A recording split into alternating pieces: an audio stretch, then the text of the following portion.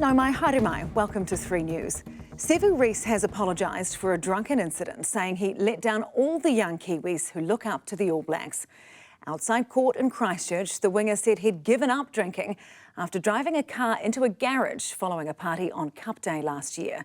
He avoided conviction for a second time, but in discharging him, the judge said she would have treated any person the same as Reece. Senior reporter Juliet Speedy has more.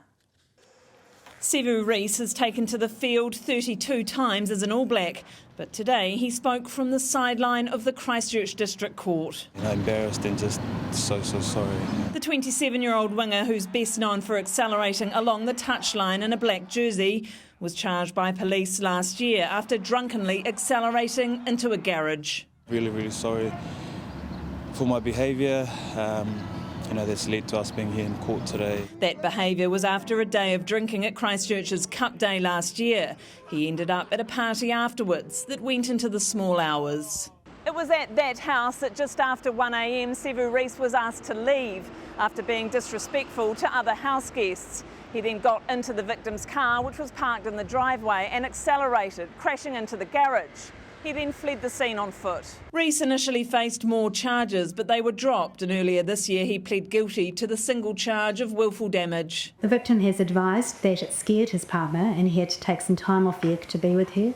It also affected her as she couldn't drive to work. Despite police wanting a conviction, Judge Elkin discharged him without conviction, partly because of the impact it may have on his international travel requirements as an All Black. I note you've already had issues with travel being more difficult while facing the charges, and I accept that that would be intensified if you were convicted and may include being unable to travel to some countries. It's not the first time the player known as the Flying Fijian has been in court. He was discharged without conviction in 2018 after assaulting his girlfriend at the time. He was highly intoxicated at that time also.